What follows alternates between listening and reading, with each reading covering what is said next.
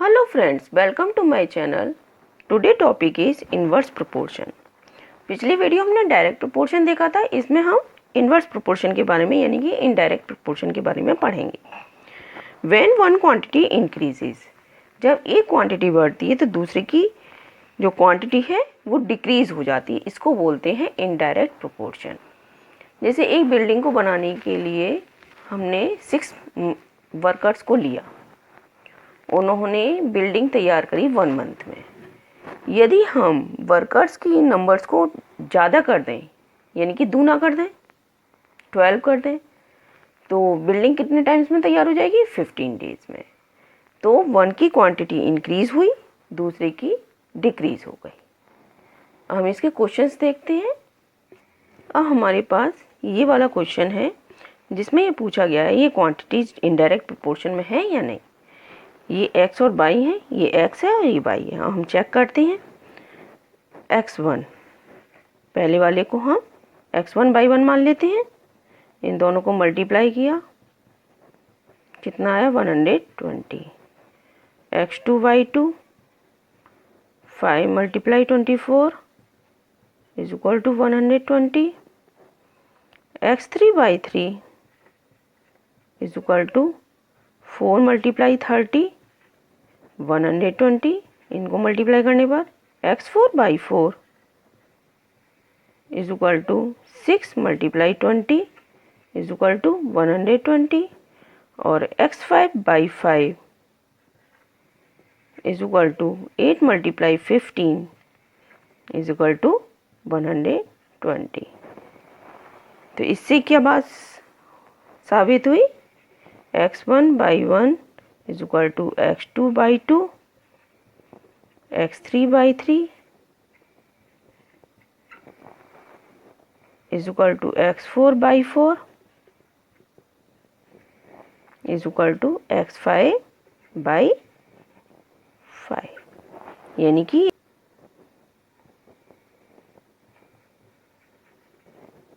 Are in indirect proportion.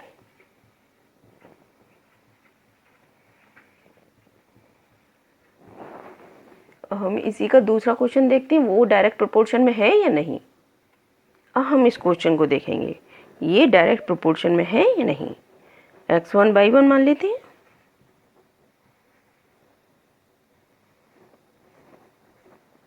by 1 5 multiply 7 is equal to 35। x2 by 2 10 multiply 21 यानी कि 210। x3 by 3 is equal to 14 multiply 20 is equal to 28 280 और x4 by 4 is equal to 20 multiply 35 यानी कि 700 और x5 by 5 is equal to 3 multiply 14 is equal to 42। तो ये सारे बराबर हैं आपस में? नो। तो x1 by 1 not is equal to x2 by 2, x3 by 3 not is equal to x2 by 2, x4 by 4 not is equal to x3 by 3 and x5 by 5 not is equal to x4 by 4. So these are not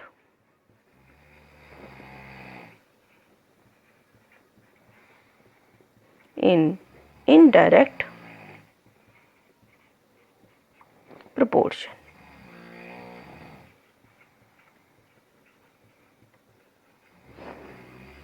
हम next question देखते हैं जिसमें हमें value find करनी है।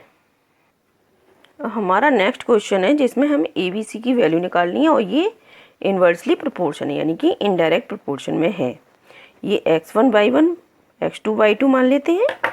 चलिए start करते हैं। Since it is in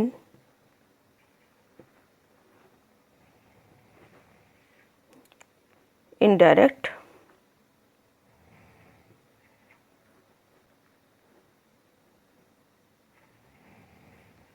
proportion,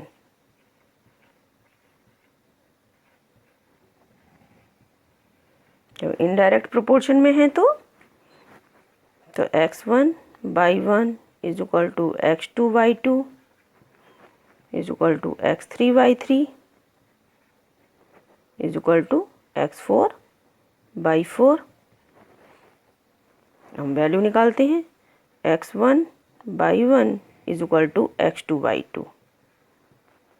x1 की वैल्यू 8 × 15, x2/2 की 10 × a। तो a इज इक्वल टू कितना हो जाएगा? a इज इक्वल टू हो जाएगा 8 × 15 अपॉन 10, 5 3 ज़ा 15, 5 2 ज़ा 10, 5 2 4 ज़ा 8, 4 × 3 इज इक्वल टू 12। तो a की वैल्यू कितनी आ गई? 12। अब दूसरा वाला देखते हैं। x1/1 is equal to x3/3। तो 8 × 15 इज इक्वल टू b × 3 की निकालते हैं। तो x1/1 is equal to x3/3। x1 की वैल्यू है 8 × 15 और x3/3 की b × 50। तो b इज इक्वल टू हो जाएगा 8 × 25 अपॉन 50, 25 2 ज़ा 50, 2 4 ज़ा 8। तो b इज इक्वल टू 4। इसी तरह से x1/1 is equal to x4/4। x1 8 × 15 और x4 है c × 40। तो c इज इक्वल टू हो जाएगा 8 × 15 अपॉन 40, 8 5 ज़ा 40 और 5 3 ज़ा 15। तो c इज इक्वल टू 3।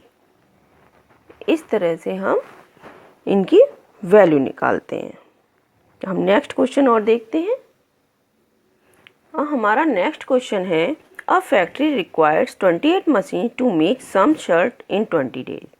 कुछ शर्ट को बनाने के लिए 20 डेज में 28 मशीन पर काम करना पड़ेगा, मतलब 28 मशीन्स की ज़रूरत पड़ेगी।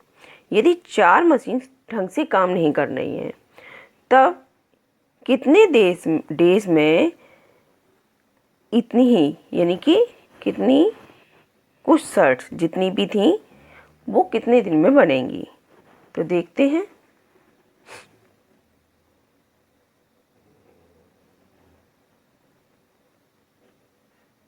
देख लेते हैं रिमेनिंग मशीन, यानी कि कितनी कम मशीन हो जाएंगी।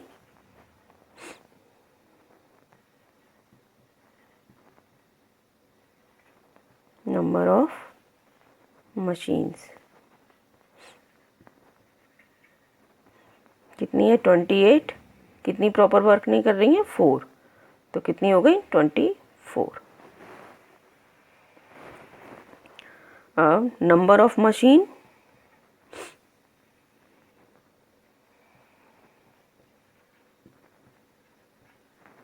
और number of days,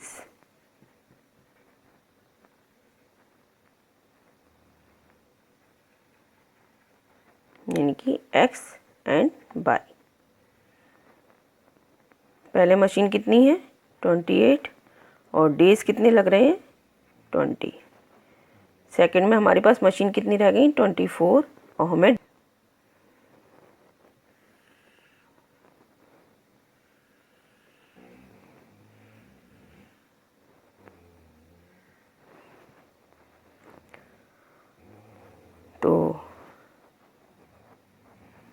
x1/1 is equal to x2/2। x1 कितना है 28 मल्टीप्लाई 20, x2 24 मल्टीप्लाई a। तो a इज इक्वल टू कितना हो जाएगा, a इज इक्वल टू हो जाएगा 28 मल्टीप्लाई 20 अपॉन 24। हम इसको डिवाइड करेंगे, 2 1 जा 2, 2 1 जा 2, 2 2 जा 4, फिर 2 5 जा 10, 2 6 जा 12, 6 4 जा 24 होते हैं,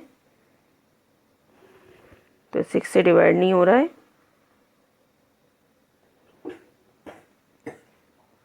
6 2 1 जा 2, 2 2 जा 4। अब ये आपस में डिवाइड तो हो नहीं रहे हैं, तो a इज इक्वल टू कितना हो गया 14 मल्टीप्लाई 5 अपॉन 3। इनको आपस में मल्टीप्लाई किया तो a इज इक्वल टू आया है 70 अपॉन 3। तो a इज इक्वल टू हो गया 23 1 अपॉन 3। कितने डेज लगेंगे 23 1 अपॉन 3 डेज। इस तरह से हम कोई भी वैल्यू निकाल सकते हैं। हमें डेज मशीन दिए हुए थे, कुछ मशीन ख़राब हो गई, हमें कितने डेज लगेंगे। तो इस तरह से हम इन्वर्स प्रोपोर्शन के क्वेश्चंस करते हैं। यदि आपको मेरा वीडियो अच्छा लगा हो तो please like share and subscribe करना ना भूलिएगा। मिलते हैं नेक्स्ट वीडियो में नेक्स्ट टॉपिक्स के साथ। Thank you.